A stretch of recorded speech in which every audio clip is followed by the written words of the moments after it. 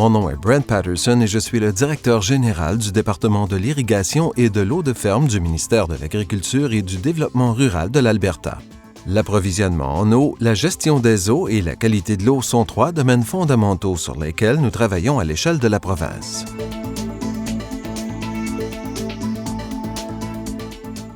Il y a deux orientations clés que nous pouvons considérer.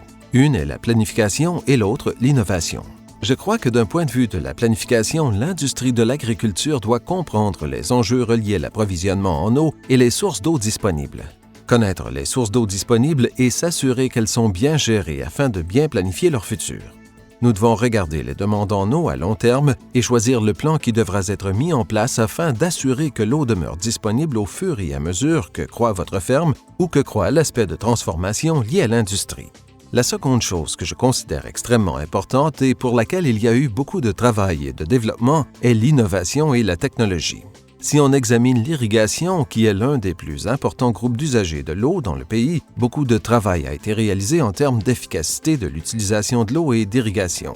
Si on examine l'efficacité de l'utilisation de l'eau sur la ferme d'un point de vue mondial, le pourcentage tourne généralement autour de 43%.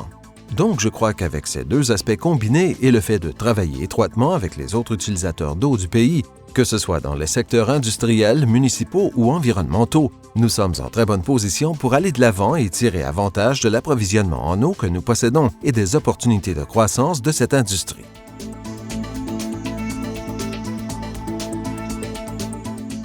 Ce sont réellement les 20 ou 25 dernières années qui nous ont permis de mieux comprendre les impacts qu'a l'agriculture ou qu'a eu l'agriculture sur les sources d'eau de surface et souterraines.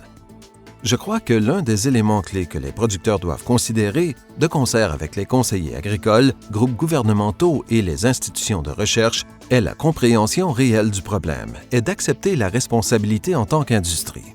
Et je crois que nous avons fait beaucoup de chemin pour reconnaître que nous avons un impact majeur sur la ligne de partage des eaux conjointement aux industries et municipalités, mais aussi reconnaître que nous avons un rôle à jouer et travailler à comprendre la réalité du problème. Nous devons examiner les différentes options afin de résoudre le problème et planifier l'implantation de solutions, que ce soit des solutions de gestion des eaux ou des changements aux infrastructures que nous devons réaliser pour pallier au problème. Je crois qu'il y a un besoin de partenariat entre les communautés de recherche, que ce soit des groupes de recherche universitaires, fédéraux ou provinciaux, afin que celles-ci travaillent de concert avec l'industrie de l'agriculture pour tester les solutions potentielles, afin que d'autres producteurs puissent également les tester, les évaluer, estimer leurs coûts et les implanter au fur et à mesure que nous progressons vers l'avenir.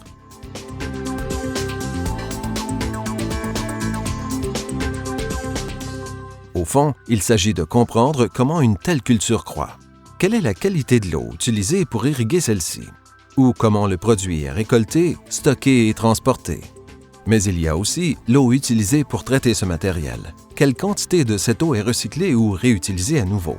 Ultimement, cette eau doit être éliminée de l'usine et elle doit donc être surveillée de très près, traitée lorsque nécessaire et s'il existe d'autres opportunités de réutiliser cette eau à nouveau, afin qu'elle soit retournée de là où elle provient, elle doit être la plus propre possible. Je crois que l'industrie a énormément travaillé sur ce problème avec ses producteurs. Nous avons plusieurs exemples dans le sud de l'Alberta, particulièrement dans le secteur d'irrigation, où nous disposons de systèmes intégrés chez les producteurs qui nous informent non seulement des produits cultivés sur leur terre, mais de toutes les étapes de traitement, jusqu'au moment où ils sont chargés dans les camions pour livraison sur les marchés mondiaux.